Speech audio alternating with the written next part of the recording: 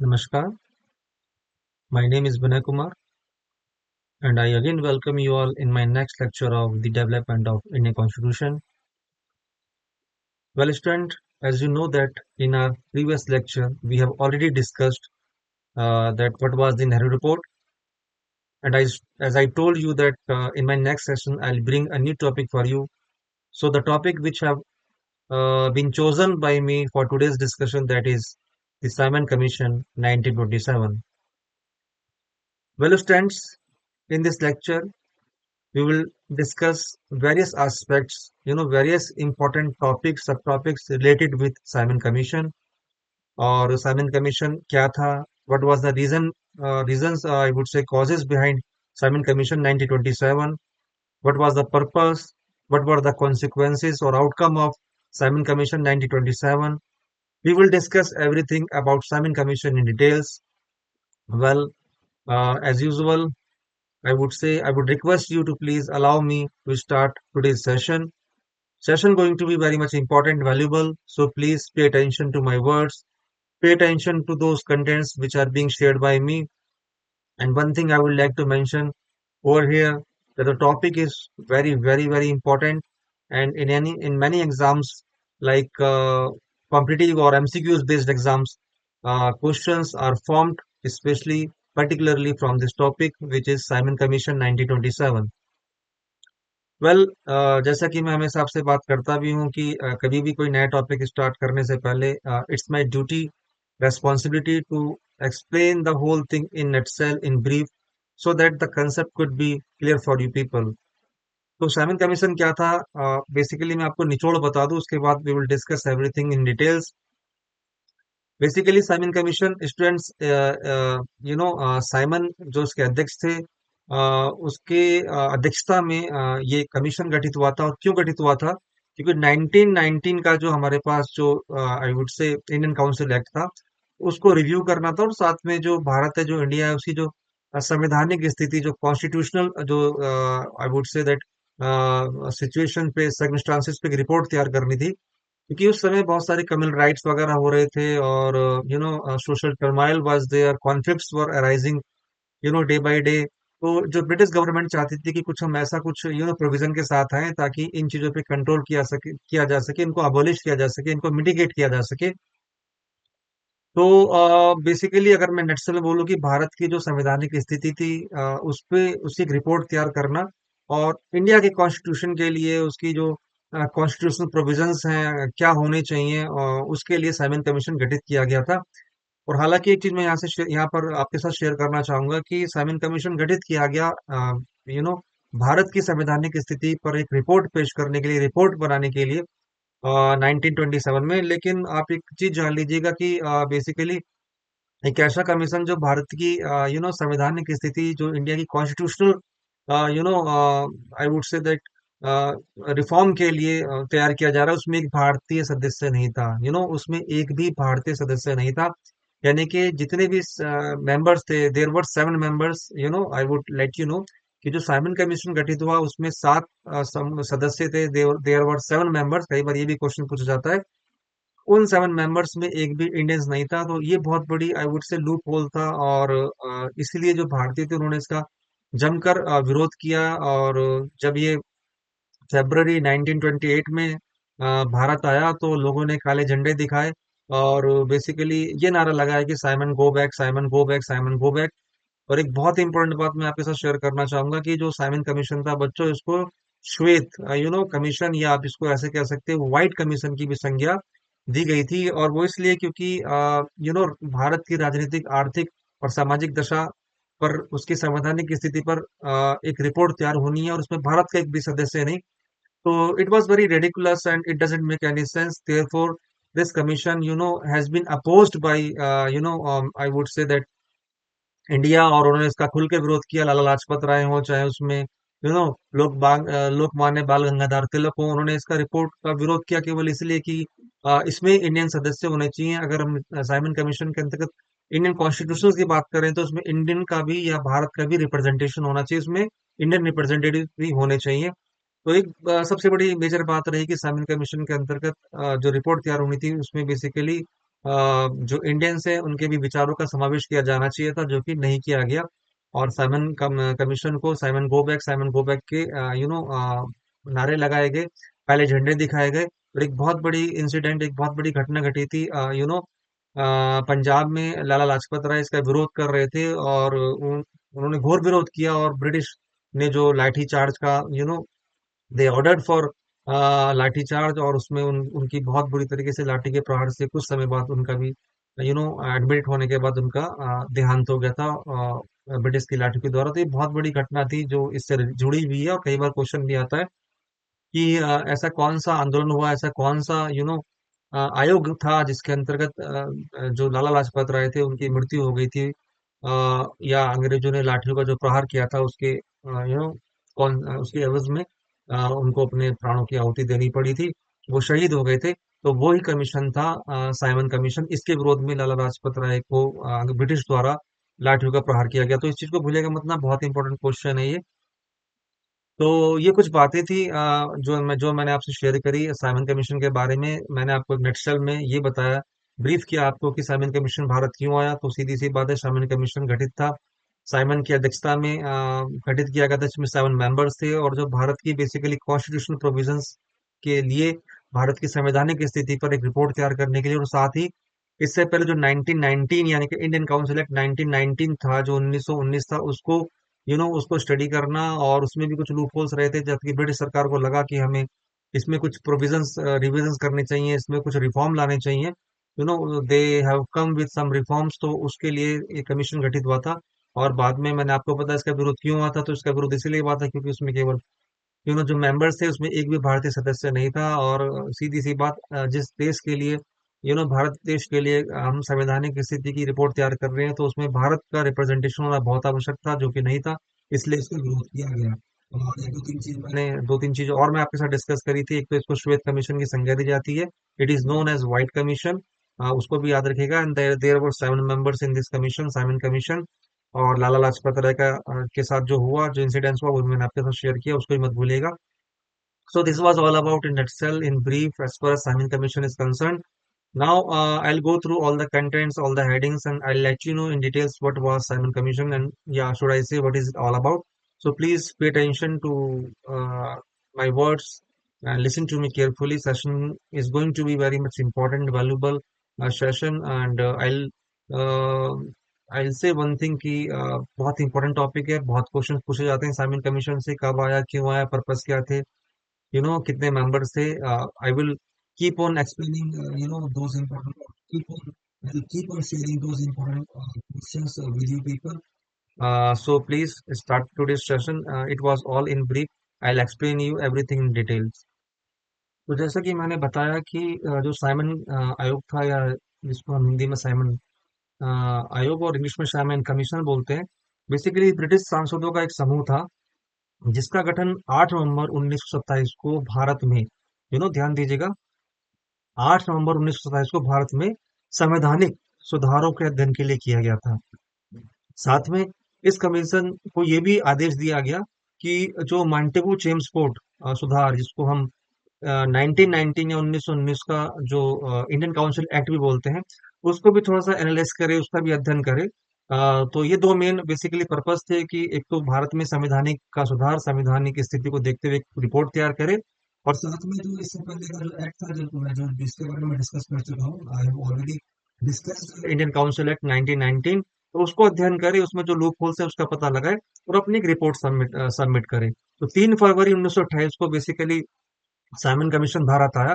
और बॉम्बे में जब ये कमीशन भारत पहुंचा, तो भारत के जो आंदोलनकारी थे उन्होंने बहुत इसका घोर विरोध किया, और बोला साइमन आप वापस जाइए, साइमन आप वापस जाइए, साइमन वापस जाओ के नारे लगाए, उन्हें काले झंडे दिखाए, और इसको एक, जैसे मैंने बोला, आपको बताया कि श्वेत कमीशन की संज्ञा दी गई थी। It was known as white commission of India. और प्लीज ये बात हमेशा ध्यान में रखें कि बहुत इंपॉर्टेंट है, बहुत बार ये क्वेश्चन आया कि किस कमीशन को श्वेत कमीशन की संज्ञा दी गई थी। तो हाँ, वो था साइमन कमीशन। तो साइमन वापस जाओ, साइमन गो बैक, और प्लस इसको श्वेत कमीशन की संज्ञा दी गई थी। और हालांकि एक चीज मैं और जानना आपसे शेयर करना चाहूंगा कि इस कमीशन, जो साइमन कमीशन था, इसके विरुद्ध में बहुत सारे आंदोलन हुए, जगह जगह आंदोलन हुए। ऐसा नहीं कि केवल बॉम्बे में इसका विरोध किया गया, पंजाब में, मद्रास के अधिवेशन में, बहुत जगह इसके पूरे भारत में इसका घोर विरोध हुआ, क्योंकि सीधी सी बात है कि जिस कमीशन को गठित किया जा रहा है भारत की संवैधानिक स्थिति की एक रिपोर्ट पेश करने के लिए, उसमें एक भी भारतीय सदस्य नहीं थे।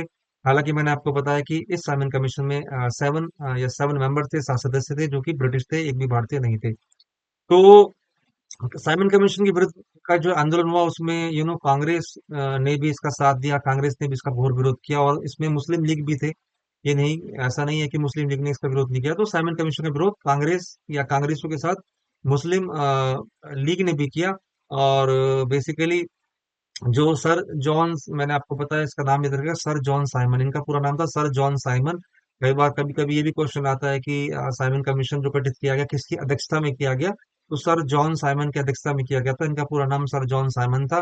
तो बेसिकली इन्हीं के उसमें अध्यक्षता में 7 मेंबर जो थे गठित किए गए थे। ये याद रखिए, कभी कभी 8 का, 9 का, 10 का ऑप्शन मिलता है, तो टेंडेंसी होती है कि भैया हम बेसिकली दिमाग में 8 मेंबर्स रहते हैं, 9 मेंबर्स रहते हैं, लेकिन ये बात सोचिएगा ध्यान से कि सर ने 7 मेंबर्स ही बताए थे, तो साइमन कमीशन में 7 सदस्य थे। Now I will let you know that Simon commission Bharat में क्यों लाया गया। थोड़ा ये जान लेते हैं कि why did Simon commission came in India. और कभी कभी ये भी अलग से क्वेश्चन आता है कि साइमन कमीशन भारत में क्यों ला गया। तो जो ब्रिटेन की बेसिकली लिबरल सरकार उस समय भारत में एक आयोग भेजना चाहती थी। थोड़ा ध्यान से सुन लीजिएगा, ब्रिटेन की जो लिबरल सरकार है उस समय भारत में एक आयोग भेजना चाहती थी, क्योंकि देश में जो है सांप्रदायिक दंगे, कम्युनल राइट्स जोरों पर थे। और जो भारत की जो एकता, यूनिटी है, ये कहा जाता है, यूनिटी जो है वो खंडित हो चुकी थी। भारत की यूनिटी पर बहुत चिंताजनक विषय था। तो सरकार ये चाहती थी, ब्रिटिश गवर्नमेंट ये चाहती थी कि ये जो आयोग है, जो साइमन कमीशन है, ये भारत के सामाजिक और राजनीतिक जीवन के विषय में थोड़ा सा कंtemplate करे और इसके बारे में अपने विचार प्रस्तुत करे, एक रिपोर्ट तैयार करे। जैसे कि मैंने बोला कि जो रीजन है, उस रीजन में मेन रीजन ये था कि जो इंडिया में जो टर्माइल था, सोशल टर्माइल था, जो सोशल, जो पॉलिटिकल स्थिति, उसके बारे में स्टडी करे और अपनी एक रिपोर्ट तैयार करे ब्रिटिश सरकार को, तो इसलिए आयोग गठित किया गया था। दूसरा क्या था स्टूडेंट, कि जो इंग्लैंड में जो आम चुनाव 1929 यानी कि 1929 में होने वाले थे, और लिबरल दल को हार जाने का भय था, और वे कदापि ये कतई नहीं चाहते थे कि भारतीय समस्या को सुलझाने का मौका मजदूर दल को दिया जाए, क्योंकि उसके हाथ में साम्राज्य के हितों की सुरक्षा नहीं समझते थे वो। थोड़ा सा समझने की कोशिश कीजिएगा कि इंग्लैंड में जो 1929 में आम चुनाव होने वाले थे, और लिबरल दल को थोड़ा सा ये भय था, कहीं ना कहीं हार जाने का भय था।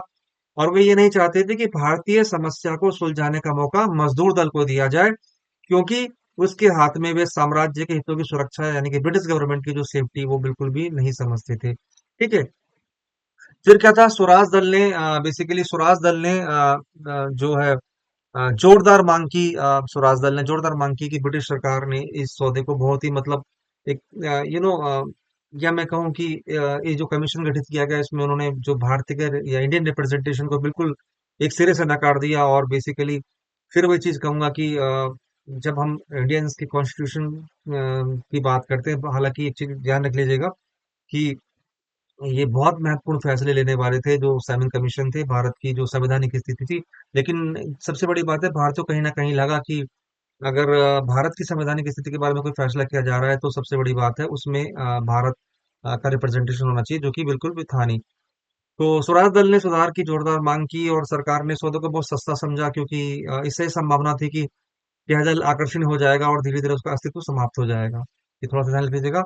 और एक बहुत फेमस, अगर मैं बात करूं, the purpose behind Simon commission, तो कीथ के अनुसार भारत में जवाहरलाल नेहरू और सुभाष चंद्र बोस के नेतृत्व में युवक आंदोलन के उदय के कारण ब्रिटिश सरकार ने यथाशीघ्र राज्य आयुक्त की नियुक्ति करना उचित समझा। समझ गए। तो ये भी एक रीजन था कि कीथ के अनुसार, अकॉर्डिंग टू कीथ, जो अपने विचार करते हैं कि भारत में जवाहरलाल नेहरू और सुभाष चंद्र बोस के नेतृत्व में युवक आंदोलन के उदय के कारण ब्रिटिश सरकार ने मतलब उनको लगा कि एक आयोग का गठन किया जाना चाहिए, इसलिए उन्होंने साइमन कमीशन की बेसिकली नियुक्ति की थी। थोड़ा सा चलते हैं इस कमीशन की कैरेक्टरिस्टिक्स को देख लेते हैं, व्हाट आर द मेजर और salient features of Simon commission. कभी भी कोई भी क्वेश्चंस आपसे पटक होता है, कोई भी when you are asked any question, तो बेसिकली ये बहुत इंपॉर्टेंट होता है कि first of all we are suppose to know that what are the various characteristics और features of any particular, I would say should it be committee और commission और any incident. तो बेसिकली इसकी विशेषताएं क्या रही, या इसको इस तरीके से भी पूछ सकते हैं कि इसके बेसिकली प्रोविजंस क्या थे साइमन कमीशन की। तो यहाँ पर कुछ मैं इसके प्रोविजंस आपके साथ शेयर करूंगा, इसकी जो मुख्य विशेषताएं मैं आपके साथ शेयर करूंगा कि साइमन कमीशन की मुख्य विशेषताएं क्या रही। पहला तो यह है कि ये भारत सरकार के अधिनियम जो 1919, इसको इंडियन काउंसिल एक्ट 1919 के तहत था, और जो उसमें द्वैध शासन यानी कि फिर वो चीज में द्वैध शासन जो पेश किया गया था, और उसमें ये साइमन कमीशन के तहत ये बोला गया कि आप जाइए और जो द्वैध शासन की बात है उसकी समीक्षा कीजिए, क्योंकि भारतीय इस द्वैध शासन का विरोध कर रहे थे, वे नहीं चाहते थे कि, मतलब वो द्वैध शासन के फेवर में नहीं थे, और उन्होंने बोला कि ये द्वैध शासन को समाप्त किया जाए, बेसिकली केंद्र और जो प्रांतीय लेवल पर। थोड़ा सा ध्यान रखिएगा, बहुत इंपॉर्टेंट है ये कंटेंट। हालांकि याद रखिएगा कि द्वैध शासन को डायरकी सिस्टम बोलते हैं। तो इस डायरकी सिस्टम का बेसिकली बहुत ज्यादा विरोध किया गया था, और बोला गया कि ये द्वैध शासन या डायरकी सिस्टम बेस्ड जो गवर्नमेंट है, उसके खिलाफ मजबूत प्रतिक्रियाएं देनी चाहिए, और बेसिकली राजनीतिक नेता और भारतीय जनता सुधार के खिलाफ हथियार उठा रहे थे, और जो भारतीय नेताओं को सुधार करते हुए बाहर रखा गया था, और इसे सरासर अन्याय और एक तरह के अपमान के रूप में देखा गया। जैसे कि मैंने आपको बताया था कि जो ये साइमन कमीशन था, इसमें ब्रिटिश जो सदस्य थे जिनकी संख्या 7 थी, इन्होंने किसी भारतीय को इंक्लूड नहीं किया। Indian representation was not there at all. तो इसे एक तरह से इंसल्ट भी देखा गया, और इसे सरकार का अन्याय बोला गया कि ब्रिटिश सरकार का अन्याय है भारतीयों पर, क्योंकि भारतीयों के संविधान के बारे में, भारतीयों के राजनीतिक और दशा के बारे में, आर्थिक दशा को ध्यान में रखते हुए भारतीयों की सामाजिक दशा के बारे में रिपोर्ट बनाना, उनकी बेसिकली जो आबोहवा थी उसको वो कहाँ बैठे समझ पाते, जिसमें कि ये जरूरी समझा गया था कि इंडियंस का होना आवश्यक है, ताकि इंडियंस अपने बारे में कोई अपनी राय दे सके। ये उसी तरीके से सीधी बात है, अगर हम किसी फैमिली की बात करते हैं तो फैमिली के बारे में अगर मैं कुछ फीडबैक देनी हो तो फैमिली का मेंबर ही दे सकता है। अगर हम कहें कि जाइए आप किसी यू नो उस फैमिली के बारे में फीडबैक दीजिए, विचार दीजिए जिसके बारे में you are not member of that family, तो how can it be possible for you to give feedback about that family, you know जहाँ पर आपको पता ही नहीं है कि क्या चल रहा है। तो सीधी सी बात है, ये चीज साइमन कमीशन के साथ भी थी कि भारतीयों के साथ क्या चल रहा है, भारतीयों की राजनीतिक आर्थिक दशा क्या है, उनकी सामाजिक स्थिति क्या है, और संवैधानिक जो हमने प्रोविजंस की बात करी, संवैधानिक स्थिति की बात करी, उसमें भारतीयों का ना होना एक तरह से बहुत बड़ा इंसल्ट था, तो इसलिए भी इसका विरोध हुआ था। और ये विशेषता भी है, this is also a major I would say provision और salient feature of the Simon commission 1927। एक चीज इसमें थी, जो लॉर्ड बर्कनहेड था, मैंने आपको पता लॉर्ड बर्कनहेड का नाम सुना होगा। लॉर्ड बर्कनहेड उस समय जिस समय नेहरू रिपोर्ट आई थी, उस समय वो सचिव भी रहे थे, सेक्रेटरी ऑफ आई वुड से स्टेट। और सेक्रेटरी ऑफ स्टेट के बारे में आपको पहले से बता चुका हूँ कि जब हम ब्रिटिश गवर्नमेंट ये बात करते हैं तो उसमें दो लोगों की बड़ी मुख्य भूमिका रही, एक तो सेक्रेटरी ऑफ स्टेट की, और दूसरा उसमें गवर्नर, सॉरी वायसराय की। तो जो सेक्रेटरी ऑफ स्टेट होता था वो तो ब्रिटिश लंदन में बैठता था, use to sit in London, और वहां से वो पूरी चीजों को एडमिनिस्ट्रेशन पर एक तरह से लुक आफ्टर करता था, एडमिनिस्ट्रेशन को लुक आफ्टर करता था। और उसके एक सदस्य हेल्प के लिए एक 15 मेंबर्स की काउंसिल भी थी, जिसमें दो सदस्य भारतीय थे। तो use to sit in London, और जो भी कुछ एक्सपेंसेस थे उसकी सैलरी, या जिस हाउस में बैठता था वहां का जो भी कुछ एक्सपेंसेस है वो भारत के भारत के कोष से या भारत के धन कोष से वो जाता था, जिसका भी बाद में विरोध किया गया था कि ऐसा नहीं होना चाहिए। और दूसरा वायसराय जो थे, जो कि 1858 का जो एक्ट आया था, यानी कि 1857 के रिवोल्ट जो था उसके बाद में जो क्रांति हुई थी, तो उसमें इंडियन गवर्नर जनरल को वायसराय की संज्ञा दी गई थी। तो बेसिकली लॉर्ड बर्कनहेड के बारे में मैंने थोड़ा सा बताया। हालांकि लॉर्ड बर्कनहेड जो है साइमन कमीशन को तैयार करने के लिए जिम्मेदार था, सीधी सी बात कहीं ये जान लीजिएगा। तो लॉर्ड बर्कनहेड जो सचिव रहे थे उस समय, वो बेसिकली भारत के या भारत के विषय में, या भारत की राजनीतिक और संवैधानिक स्थिति के लिए साइमन कमीशन को तैयार करने के लिए जिम्मेदार था। कैलिमेट एटली जो मैं आपको पहले बता चुका हूँ, he was also member of that I would से Simon commission out of 7 members. तो कैलिमेट एटली जो साइमन कमीशन में मुख्य सदस्यों में से एक थे, और 1947 में भारत की भागीदारी के समय ब्रिटिश प्रधानमंत्री के रूप में नियुक्त भी थे या व्यक्ति थे। याद रखिएगा, क्लाइमेट एटली कह लीजिए जो साइमन कमीशन में मुख्य थे, और बेसिकली 1947 भारत की भागीदारी के समय ब्रिटिश प्रधानमंत्री के रूप में प्रमुख व्यक्ति थे। कोई भारतीय नियंत्रण नहीं था, सभी महत्वपूर्ण शक्ति अंग्रेजों के हाथ में थी। भारत ने इस आयोग को भारतीय जनता पर एक मुख्य अपमान और धब्बे के रूप में लिया। सीधी सी बात है, फिर वही चीज कहूंगा, ध्यान रख लीजिएगा, एक ऐसा आयोग, एक ऐसा कमीशन जिसको रिपोर्ट बनानी है, भारत की संवैधानिक स्थिति को ध्यान में रखना है, और 1919 का जो एक्ट था, इंडियन काउंसिल एक्ट, उसको स्टडी करना है। बट उसमें भारत के लिए करना है, बेसिकली भारत देश के लिए, भारत राष्ट्र के करना है। और उसमें कोई भारतीय सदस्य का ना होना, it was, I would say that, major, I would, aspect of this act, और loophole, rather I would say loophole of this act, तो जिसका विरोध किया गया था, पुरजोर विरोध किया गया था भारतीयों के द्वारा। साइमन कमीशन का नारे लगा गया, श्वेत कमीशन बोला गया। लाला लाजपत राय ने अंग्रेजों की जो लाठी का प्रहार सहा, और आपको पता ही है उनकी, it also caused, it led to the death of the, Lala Lajpat Rai इन पंजाब। और अगर हम इसकी प्रोविजंस की बात करें, तो इसमें जो साइमन कमीशन, जो साइमन कमीशन या साइमन आग कब हुआ, जब भारतीय राष्ट्रीय आंदोलन एक ठहराव और दिशाहीन था। याद रख लीजिएगा। साइमन कमीशन की बात करते हैं, तो साइमन कमीशन तब हुआ जब जो है भारतीय राष्ट्रीय आंदोलन एक ठहराव और दिशाहीन था। उन्होंने वर्ष 1927 में मद्रास में आयोग का बहिष्कार किया। जिन्ना की मुस्लिम लीग ने छूट का पालन किया। ठीक है, जिन्ना की मुस्लिम लीग ने भी इसका विरोध किया था, याद रख लीजिएगा।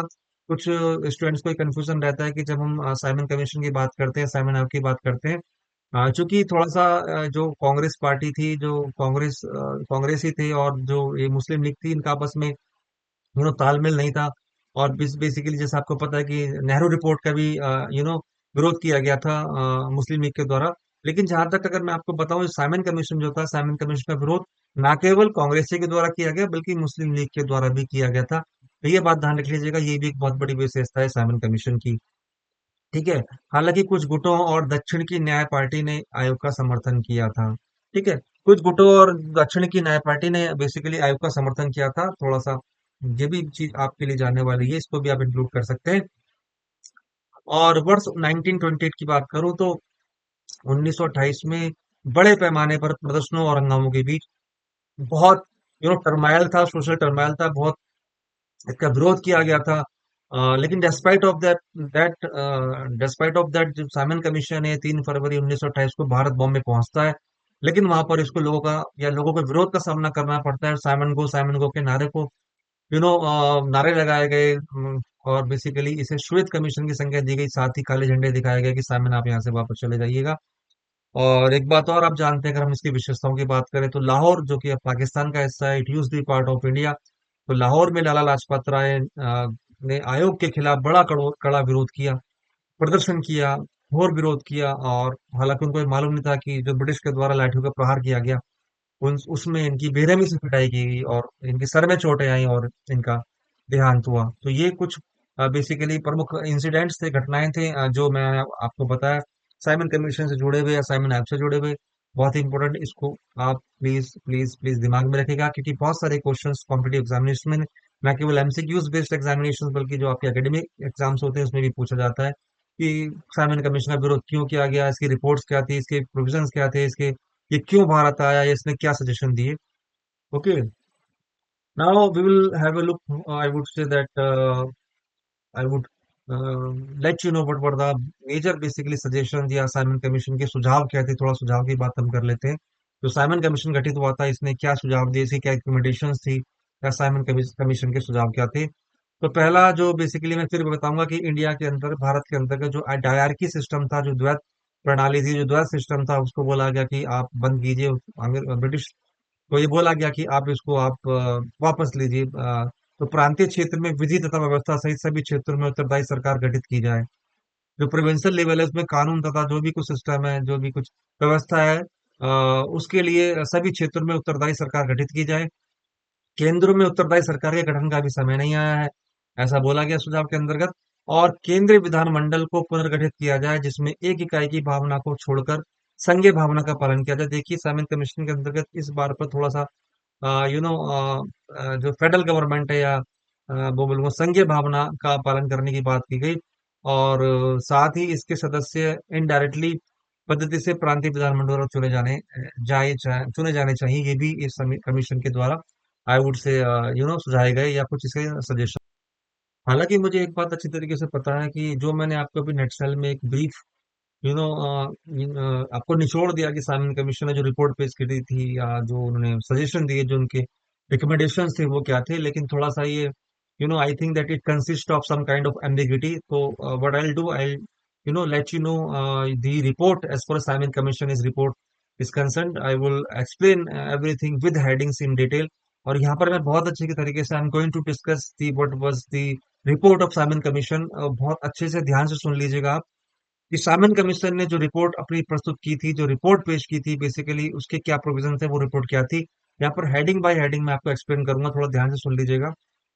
इससे थोड़ा सा आपका कंसेप्ट क्लियर होगा, क्योंकि अभी मैंने जो जो आपको एक्सप्लेन किया, I have just explained the report of Simon Commission in a few lines, which I think that not sufficient for you. So have let's have a look on the detailed report. I would say the Simon Commission या Simon Commission report के बारे में थोड़ा सा we'll discuss in detail. सबसे बड़ी बात, heading डालते रहिए आप, मैं आपको हेडिंग बोलूंगा, then I keep on explaining the things, keep on explaining the contents. पहली जो हेडिंग थी वो थी एंड ऑफ डायरकी। ठीक है, एंड ऑफ डायरकी या द्वैध शासन का अंत। तो अधिकारियों और मंत्रियों के बीच शक्ति विभाजन को समाप्त करना, समझ गए आप। तो साइमन कमीशन की रिपोर्ट थी, उस रिपोर्ट की मैं बात कर रहा हूँ। बेसिकली इन्होंने जो महत्वपूर्ण इसमें सुझाव दिए, जो इसमें रिकमेंडेशंस थी, वो क्या थी। तो पहला था एंड ऑफ डायरकी, यानी कि द्वैध शासन का अंत। अधिकारियों और मंत्रियों के बीच जो शक्तियों के विभाजन को आप समाप्त करें, जो बेसिकली जो दोनों के बीच में, आई वुड से दैट पावर का जो डिवाइडेशन है उसको समाप्त कीजिएगा। और इसको हम डायरकी या द्वैध शासन बोलते हैं, तो इसका अंत, ये रिपोर्ट की मुख्य और पहली विशेषता जो मैंने आपके साथ डिस्कस किया। दूसरा था स्थानीय प्रतिनिधित्व का निर्माण। आप इसको इस तरीके से बोल सकते हैं कि basically create local representation. So create या to create local representation at provincial level. इसमें क्या बोला गया कि प्रांतों में, प्रोविंसेस की बात हो रही है, तो विभिन्न प्रोविंसेस में जो बेसिकली निर्वाचित सरकारों की स्थापना करिए, निर्वाचित सरकारों की स्थापना करना, ताकि लोगों को निर्णय लेने में भागीदारी का अधिकार मिले। तो बेसिकली प्रांत लेवल पर या प्रोविंशियल लेवल में बात करूं, तो बेसिकली निर्वाचित सरकारों की स्थापना करें, ताकि जो लोग हैं वहां पर, जो लोकल पीपल हैं वहां पे, जो भारतीय जनता है, उनको निर्णय लेने में भागीदारी का अधिकार मिले। लोकल लेवल पर जो बेसिकली डिसीजन ले जाए, उनमें जो इंडियन रिप्रेजेंटेशन हो, उनकी भूमिका सुनिश्चित की जाए। Then we talk about the third one is powers of the governors. Governor की शक्तियों के बारे में बात कर लेते हैं। पावर्स ऑफ गवर्नर्स, तो बेसिकली प्रशासन और सुरक्षा मामलों के लिए गवर्नर को विवेकाधीन शक्तियां प्रदान की जाएं। ठीक है, if I talk about the powers of the governor, तो प्रशासन और सुरक्षा मामलों के लिए गवर्नर को विवेकाधीन शक्तियां प्रदान की जाए। ये थोड़ा सा ध्यान में रखिएगा, बहुत इंपॉर्टेंट हेडिंग है। Now fourth one is increase provincial council members. तो मैं आपको अभी बता भी रहा था कि बेसिकली इस रिपोर्ट के अंतर्गत इस बात पे बहुत ज्यादा एम्फोसाइज किया गया, जो प्रांतीय लेवल पे है वहां पर जो इंडियन रिप्रेजेंटेशन है, उनकी भागीदारी को या उनकी रिप्रेजेंटेशन को बढ़ाया जाए।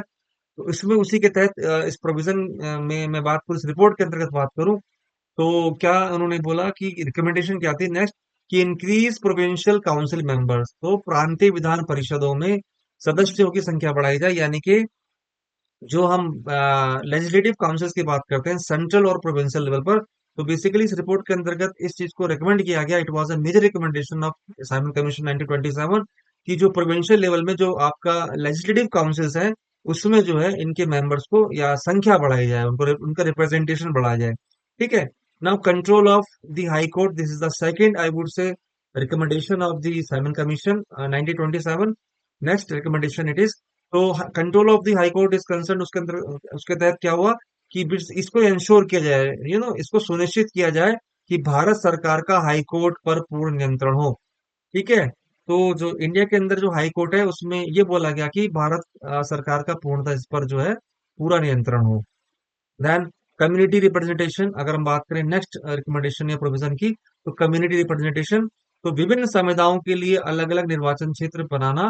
समझ गए, विभिन्न जो कम्युनिटी है, जैसा कि मैंने आपको बताया कि 1906 में भी ये जो बेसिकली आगा खां के नेतृत्व में एक रिप्रेजेंटेटिव रिप्रेजेंटेशन करा, कि भाई जो इस्लाम है, मुसलमान लोग हैं, उनके लिए अलग से एक निर्वाचन मंडल हो, अलग से एक इलेक्टोरेट हो। तो वो भी भूलिएगा मत। तो फिर वो जाके शिमला में लॉर्ड मिंटो से मिलते हैं, और बोला बोला जाता है कि हाँ ठीक है, आपके लिए एक अलग से निर्वाचन मंडल होगा। तो जहां तक इस रिपोर्ट की बात है, साइमन कमीशन की बात है, तो कम्युनिटी रिप्रेजेंटेशन के अंतर्गत हम बात कर रहे हैं, जो विभिन्न कम्युनिटीज हैं या विभिन्न समुदाय हैं, उनके लिए अलग अलग निर्वाचन क्षेत्र बनाना, और इसे अधिक समुदायों तक विस्तरित करना, इसको और जो कम्युनिटीज हैं, और भी जो कम्युनिटीज हैं उसको एक्सटेंड करना। ठीक है। और अगर मैं बात करूं इसमें अधिकतर एक कुछ मेजर प्रोविजंस हैं, कुछ मेजर रिकमेंडेशन है। Few of major recommendation I have already discussed with you. Basically इसमें एक आप ये कह सकते हैं कि local representation for specific areas. तो बेसिकली उत्तर पश्चिमी प्रांत और बलूचिस्तान को स्थानीय विधायिका और केंद्र में प्रतिनिधित्व प्रदान करना। इसके अगर हम नेक्स्ट रिकमेंडेशंस की बात करें, तो बेसिकली उत्तर पश्चिमी सीमांत प्रांत और बलूचिस्तान को स्थानीय विधायिकाओं और केंद्र में प्रतिनिधित्व प्रदान करना, ये भी एक बहुत बड़ा I would say local representation of specific area. It was also a major recommendation of the Simon commission. Now separation of territories. तो सिंध को बॉम्बे से और बर्मा को भारत से अलग किया जाए। ठीक है, याद रखिएगा, बहुत इंपॉर्टेंट रिकमेंडेशन है ये सुझाव की हम बात करें। सेपरेशन ऑफ टेरिटरीज, तो सिंध प्रांत को बॉम्बे से और बर्मा को भारत से अलग किया जाए। बर्मा को वर्तमान में म्यांमार बोलते हैं, याद रख लीजिएगा, बहुत इंपॉर्टेंट क्वेश्चन है, कई बार एग्जाम्स में ये पूछा भी गया है कि बर्मा का जो वर्तमान नाम क्या है, तो म्यांमार। तो बोला गया सिंध को बॉम्बे से तथा बर्मा को यानी कि म्यांमार को भारत से सेपरेट किया जाए। देन इंडिजनाइजेशन या भारतीयकरण या इंडियनाइजेशन आप इसको कह सकते हो ऑफ द आर्मी। तो भारतीय सेना के ढांचे में भारतीयों की संख्या बढ़ाई जाए। बेसिकली जब भारतीय सेना की बात करते हैं, भारतीय सेना के ढांचे की बात करते हैं, तो ये बोला गया कि उसमें जो है भारतीयों की संख्या बढ़ाई जाए। और कंसल्टेटिव काउंसिल की अगर हम बात करें, this is the next recommendation of Simon commission. Consultative council, तो व्यापक भारत से संबंधित मामलों पर चर्चा करने के लिए एक परिषद की स्थापना करनी होगी। जो मेजर एस्पेक्ट्स है, जो मेजर बेसिकली विषय है, सब्जेक्ट्स हैं, उनसे जो संबंधित या उन मैटर से संबंधित जो भी मामले हैं, या व्यापक भारत से संबंधित जो कॉम्प्रिहेंसिव मैं बात करूं एस्पेक्ट में बात कर रहा है, तो उससे संबंधित जो मैटर है या व्यापक मामले उस पर चर्चा करने के लिए एक परिषद की स्थापना हो, एक बेसिकली काउंसिल एस्टेब्लिश किया जाए। ये बहुत जरूरी रिकमेंडेशन था इंडियन सॉरी साइमन कमीशन 1927 का। तो ये तो कुछ बातें थी बेसिकली साइमन कमीशन से जुड़ी हुई, जो मैंने आपसे बात करी कि साइमन कमीशन के मेजर रिकमेंडेशंस क्या। मेरा मतलब जो साइमन कमीशन था उसकी मुख्य सिफारिशें क्या थी। अगर एग्जाम में क्वेश्चन इस तरीके से आता है कि साइमन कमीशन ने जो रिपोर्ट प्रस्तुत की उसकी थोड़ी सी विवेचना कीजिए, या what were the major recommendations of the Simon commission report, या सिंपली यू आर आस्क्ड कि what is Simon commission report, तो उसमें ये सारे पॉइंट्स इंक्लूड कीजिएगा which I have just shared with you with proper headings. मैंने detail में आपके साथ डिस्कशन किया है, इसको भूलिएगा मत।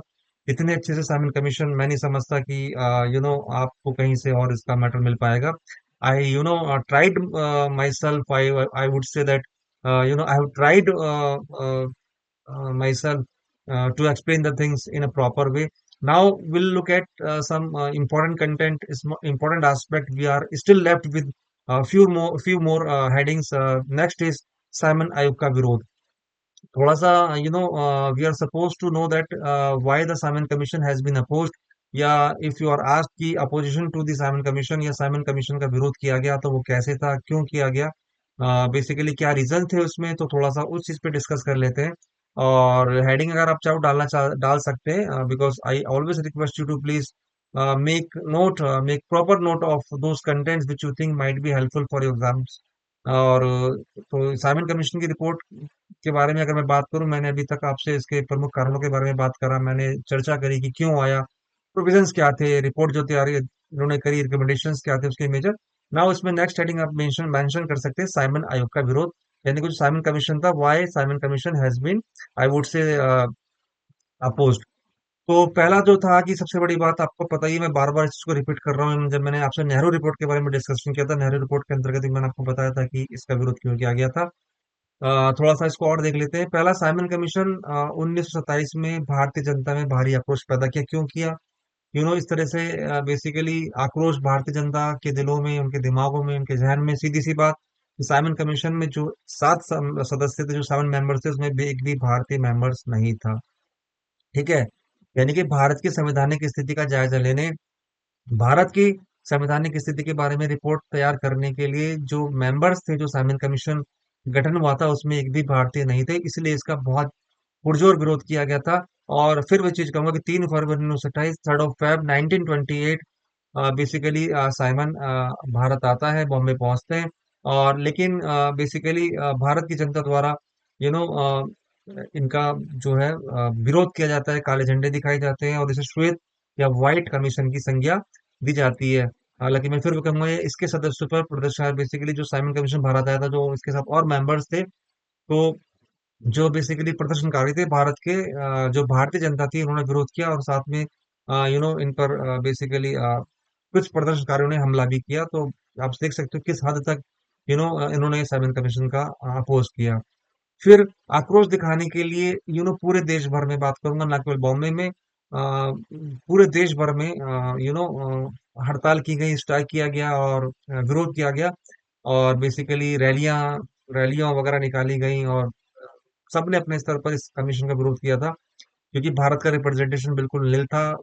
भारत भारतीय एक भी सदस्य इस साइमन कमीशन में नियुक्त या इंक्लूड नहीं किया गया था। ये चीज बहुत ज्यादा इंसल्ट थी, या इस तरह से भारतीयों के लिए बहुत बड़ी इंसल्ट थी कि जिस कमीशन को हम नियुक्त कर रहे हैं भारत की राजनीतिक और आर्थिक दिशा पर रिपोर्ट तैयार करने के लिए, उसमें एक भी भारतीय सदस्य नहीं है।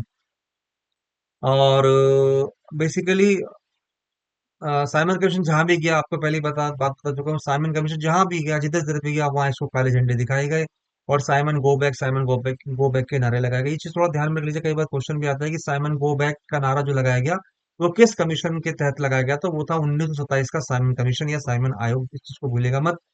1927 या 1927 में M A अंसारी के नेतृत्व में भारतीय राष्ट्रीय कांग्रेस के अधिवेशन ने हर स्तर पर और हर रूप में आयोग का बहिष्कार करने का फैसला किया। समझ गए? साथ में जो जवाहरलाल नेहरू ने, जो कि मैं फिर बता चुका हूँ, जवाहरलाल नेहरू जो अपनी नेहरू रिपोर्ट थी, नेहरू रिपोर्ट की मैं बात कर रहा हूँ, उसमें जो मोतीलाल नेहरू, इस चीज को भूलेगा मत, Nehru report was I would से मेड और रिप्रेजेंटेड बाय मोतीलाल नेहरू, वो उसके चीफ थे। और मोतीलाल नेहरू का नाम आता है जब हम नेहरू रिपोर्ट की बात करते हैं, जवाहरलाल नेहरू वहां पर उसके सचिव थे और मोतीलाल नेहरू अध्यक्ष थे। उनकी अध्यक्षता में नेहरू रिपोर्ट पूरा जो है तैयार किया गया था। ये थोड़ा सा बात मैं बीच बीच में आपको बताता रहता हूँ, टॉपिक से हटकर, ताकि दिमाग में वो चीजें रहे, क्योंकि MCQ बेस्ड जो क्वेश्चंस होते हैं वो कंसेप्ट से ही उठाए जाते हैं। तो अभी नेहरू रिपोर्ट का जिक्र आया और मैं हमेशा आपसे कहता हूँ कि मैं थोड़ा सा टॉपिक से डेविएट हो जाता हूँ और चीजों को पहले मैं ये जरूरी समझता हूँ कि आपके साथ डिस्कस करूँ। तो जवाहरलाल नेहरू जो नेहरू रिपोर्ट में सचिव थे और जो मोतीलाल नेहरू के द्वारा वो रिपोर्ट पेश की गई थी, खैर जवाहरलाल नेहरू ने पूर्ण स्वतंत्रता, जो कंप्लीट फ्रीडम है, को कांग्रेस का लक्ष्य बताते हुए एक you know I would say that त्वरित प्रस्ताव प्रस्ताव पारित किया, कि इमीडिएट प्रपोजल पारित किया जवाहरलाल नेहरू ने। और ये बोला कि पूर्ण स्वतंत्रता अब हमारा लक्ष्य है, और इसे कांग्रेस का लक्ष्य बताया। और एक प्रस्ताव त्वरित इन्होंने, यानी कि बहुत विद इमीडिएट इफेक्ट, इन्होंने एक पारित किया। महात्मा गांधी ने साइमन कमीशन का विरोध बहुत बड़े स्तर पे किया था, सीधी सी बात जान लीजिएगा। महात्मा गांधी ऑल्सो अपोज्ड दी साइमन कमीशन। और वही बात उसी बेस पे कि इस साइमन कमीशन में एक भी भारतीय सदस्य नहीं है। और महात्मा गांधी ने साइमन आयोग के खिलाफ होने के बावजूद किसी भी आंदोलन में हालांकि भाग नहीं लिया था। ये थोड़ा सा जानकारी रख लीजिएगा। हालांकि उन्होंने इसका विरोध किया था, he was not in favour of Simon commission, but though it has been opposed by Mahatma Gandhi. जहाँ तक हम बात करें डॉक्टर भीमराव अम्बेडकर का नाम हम जब भी हम मेरे दिमाग में आता है, मैं आपसे एक ही चीज कहता हूँ कि अगर क्वेश्चन आए कि भैया डॉक्टर भीमराव अम्बेडकर, तो सीधी सी बात आपके दिमाग में आती है संविधान का निर्माण करने वाले व्यक्ति, तो बहुत महान व्यक्ति जिन्होंने हमारे भारतीय संविधान का निर्माण किया। तो डॉक्टर भीमराव अम्बेडकर ने बेसिकली जो दलित वर्ग के राजनीतिक संरक्षण की मांग की थी, जो बेसिकली दलित वर्ग है, दलित तबके का व्यक्ति है, उसके लिए बेसिकली पॉलिटिकल उसका प्रोटेक्शन की बात जो उठाई थी, पॉलिटिकल प्रोटेक्शन की दलितों के लिए, तो वो डॉक्टर भीमराव अम्बेडकर थे। चूंकि हम बात करें जो साइमन कमीशन आया था, उसके उसके एवज में क्या बेसिकली इसका रेस्पॉन्स रहा, तो मैं उसी के संदर्भ में आपसे बात कर रहा हूँ कि साइमन आयोग का जो विरोध किया गया था, साइमन आयोग का जो विरोध किया गया था, उसके तहत क्या क्या प्रोविजंस थे और किसने क्या कमेंट करा, किसने क्या बातें रखी। तो इस तरह से डॉक्टर भीमराव अम्बेडकर ने दलित वर्ग के लिए जो पॉलिटिकल प्रोटेक्शन की बात उठाई थी। और हालांकि जो प्रदर्शनकारी थे, उन प्रदर्शनकारियों को पुलिस, क्योंकि आपको पहले से पता है उनके पास रिसोर्सेज ज्यादा थे, रिसोर्सेज भी ज्यादा थे, ज्यादा रिसोर्सेज। तो बेसिकली अल्टीमेटली जो प्रदर्शनकारी थे, उनके उनको पुलिस के द्वारा कुचल दिया गया, ब्रिटिश पुलिस के द्वारा। और जवाहरलाल नेहरू, JB पंत जैसे नेताओं को पुलिस ने पीटा भी था। लाला लाजपत राय को डंडे पर प्रहार किया गया था, उनकी मृत्यु हो गई थी।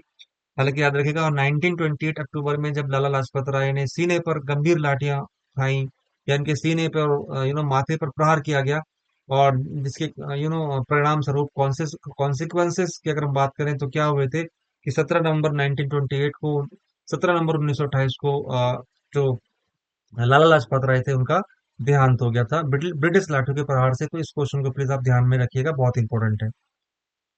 और now if I talk about the, I would say the last heading as far as the Simon commission is concern.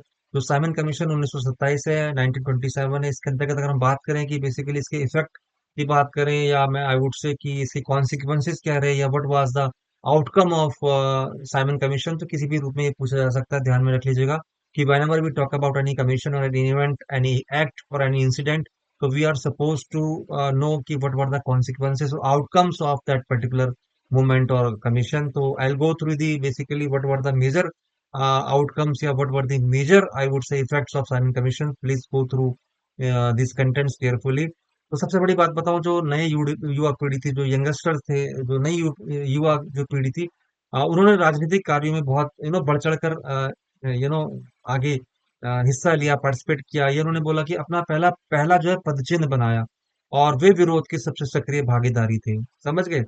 ये जो साइमन कमीशन था, इसके तहत जो हमारी युवा पीढ़ी थी, जो यंगस्टर्स थे, उन्होंने राजनीतिक कार्यों में आगे बहुत बढ़ चढ़ के हिस्सा लिया, और बेसिकली वो जो साइमन कमीशन का विरोध हो रहा था, उसमें वो सबसे सक्रिय हमारे सदस्य थे।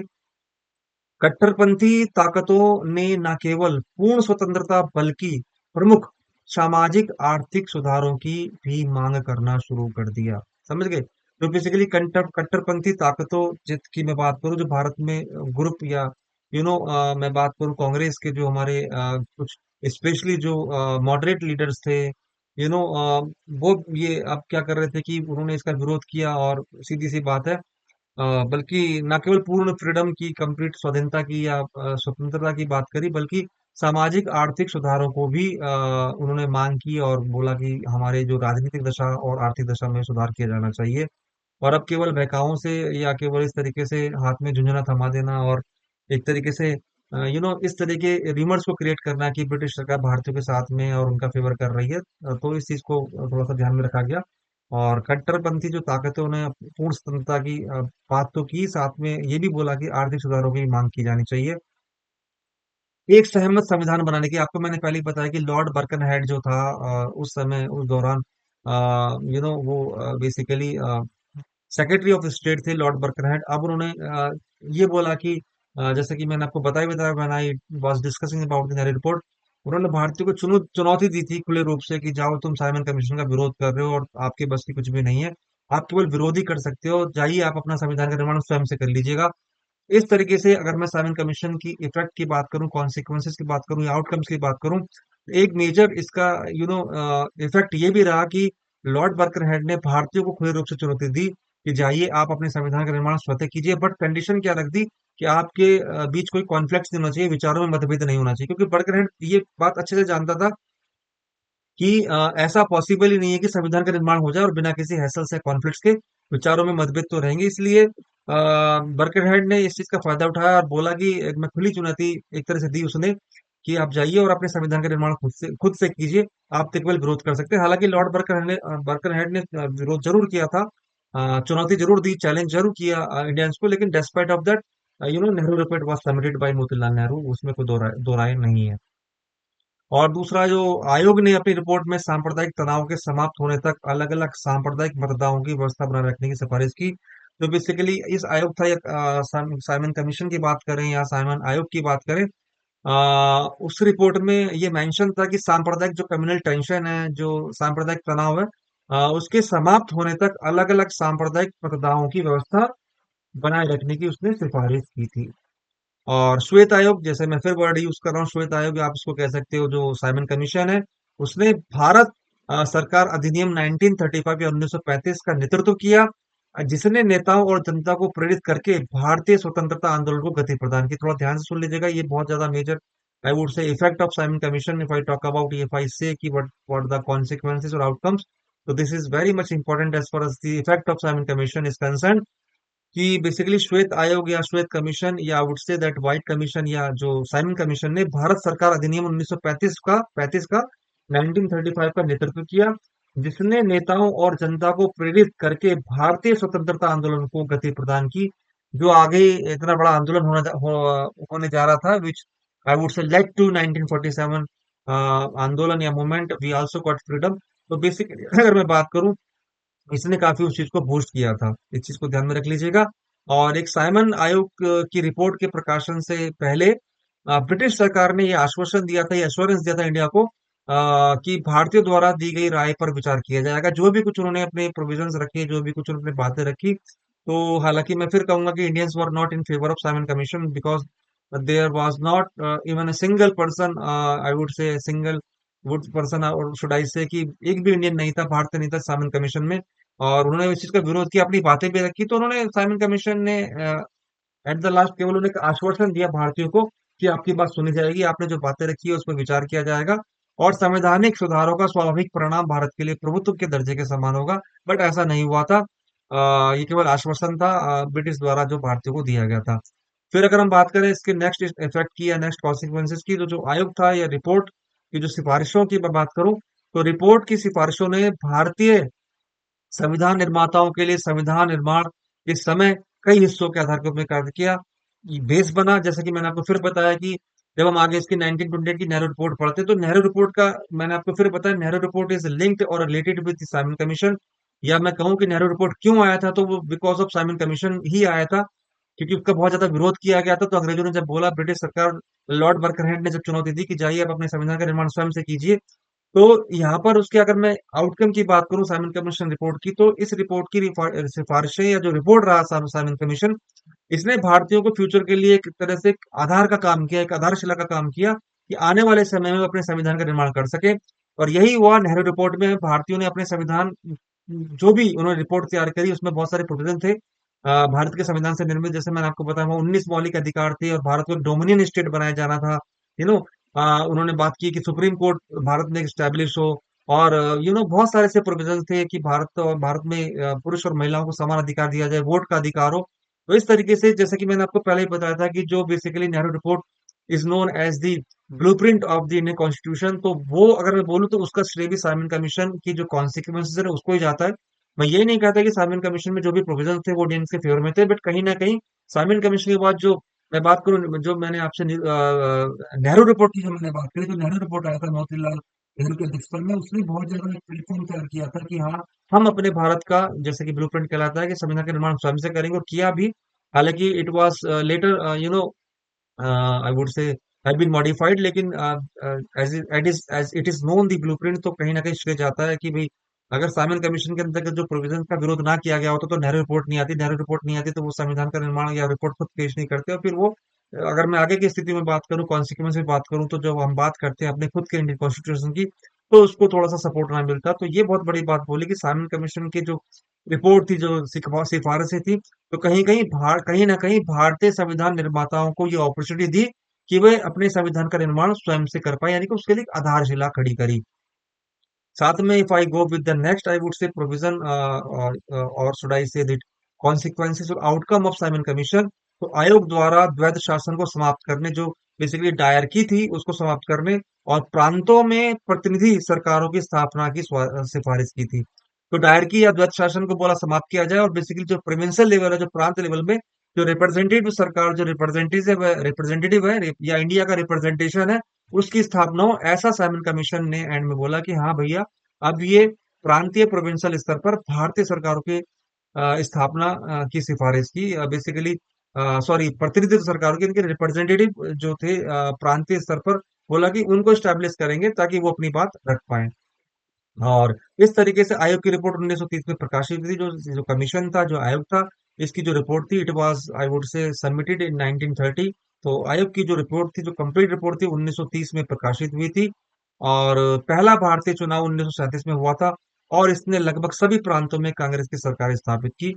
तो अगर मैं बात करूं कि पहली बात, तो 1930 में ये कंप्लीट रिपोर्ट का प्रस्तुत होना, और एक मैंने इसमें बात बोली कि पहला प्रांतीय चुनाव, फर्स्ट प्रोविंशियल इलेक्शन 1937 में हुआ था, और इसने लगभग सभी प्रांतों में कांग्रेस की सरकारें स्थापित की थी। So this was all about the Simon commission 1927, या should I say the white commission of India, या साइमन आयोग की मैं बात करूं। I have explained everything, and we discussed about that what was Simon commission क्या था, why did Simon commission came in India, ये क्यों भारत आया, व्हाट वर द प्रोविजंस क्या थे, या साइलेंट फीचर्स क्या थे, Then we discussed about some, recommendations of Simon Commission, and at the last, we discussed about the consequences or outcomes of Simon Commission 1927. And I think that this is the exact pattern, through which we study any topic or event or moment, and it should be followed by everyone. So this way we come to the end of today's session, and I think that you would have enjoyed the whole session, whole lecture. The session would have been very much important and interesting too. And thank you very much for being valuable part of today's session. And I'll see you with a new topic in my next lecture of Indian Constitution Development. Till then, I would say that thank you very much. सभी का धन्यवाद, शुक्रिया, प्रणाम, आपका धन्यवाद.